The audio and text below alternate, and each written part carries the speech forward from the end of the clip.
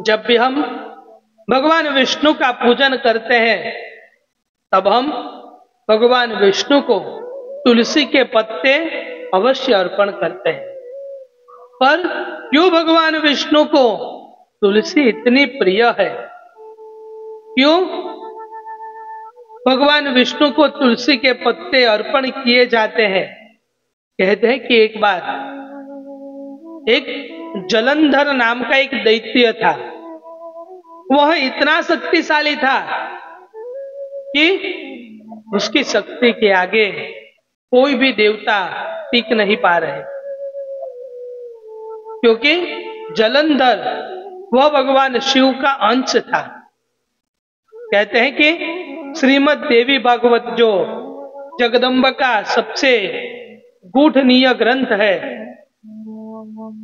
उसमें आता है कि जब एक बार महादेव अपना तेज समुद्र के अंदर छोड़ देते हैं, उस तेज से ही जलंधर की उत्पत्ति होती है। इसलिए जलंधर के अंदर असीम शक्तियां थी। और दूसरा एक कारण और भी है कि जलंधर की जो पत्नी थी जिसका नाम था वृंदा, वह एक पतिव्रत धर्म रखने वाली स्त्री थी। भले उसका पति राक्षस था, जलंधर था, पर वृंदा हमेशा अपना पतिव्रत धर्म कायम रखती थी। इसके कारण जलंधर की शक्तियां और बढ़ गई। उसे अपनी शक्तियों के ऊपर अभिमान आ गया था। इसलिए उसने सोचा कि मुझे अगर सभी देवताओं के ऊपर विजय पाना है तो उसमें सबसे शक्तिशाली देव है, वो है देवों के देव महादेव। और उनसे युद्ध करने से पहले मुझे बाकी सभी देवताओं के ऊपर विजय प्राप्त करनी पड़ेगी। इसलिए सबसे पहले जलंधर स्वर्ग लोक गया। जलंधर और उसकी सेना स्वर्ग लोक के ऊपर आक्रमण करती है और देवराज इंद्र को युद्ध के अंदर हरा दे। और जलंधर स्वर्ग का उस समय राजा बन जाता है। बाद में वह सोचता है कि मुझे विष्णु लोक के ऊपर आक्रमण करना चाहिए। और जब जलंधर और उसकी सेना भगवान विष्णु के धाम में जाती है और जब भगवान विष्णु के साथ युद्ध होता है, तब वह सोचता है कि मैं लक्ष्मी जी को अपनी पत्नी बना लूंगा। पर जब लक्ष्मी जी कहती है कि तुम्हारा भी जन्म समुद्र से हुआ है और मेरा भी जन्म समुद्र से हुआ है, इसलिए हम दोनों भाई बहन हैं। माता लक्ष्मी की यह बात छोड़कर समझकर कि हमारा तो भाई बहन का संबंध है, इसलिए जलंधर वहां से चला जाता।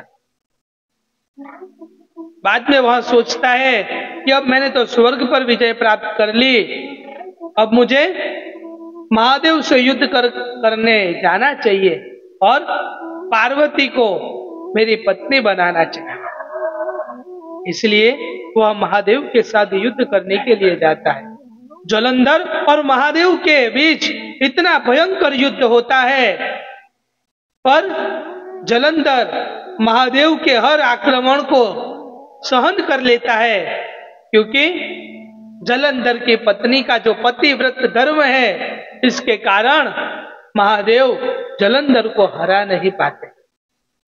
इसलिए उस समय सभी देवताओं मिलकर एक निर्णय लेते हैं और भगवान विष्णु जलंधर का रूप धारण कर वृंदा के पास जाते हैं। वृंदा तो भेद न समझ नहीं पाती कि यह जलंधर है या भगवान विष्णु है। वह तो भगवान विष्णु को जलंधर समझकर वह उसे अपना पति समझकर अपना पत्नी धर्म निभाती है और उसके कारण वृंदा का पतिव्रत धर्म टूट जाता है। और जैसे ही वृंदा का पतिव्रत धर्म टूटता है, दूसरी तरफ महादेव जलंधर का वध कर देते हैं।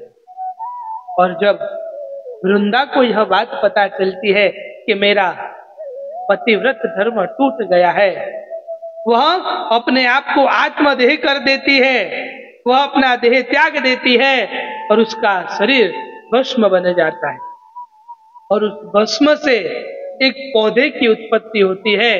उसी पौधे को हम तुलसी कहते हैं। तभी से भगवान विष्णु को तुलसी अति प्रिय हो जाती है। तभी से भगवान विष्णु तुलसी को वरदान देते हैं कि अगर मेरी पूजा में तुलसी का प्रयोग नहीं होगा तो वह मेरी पूजा संपूर्ण नहीं कही जाएगी।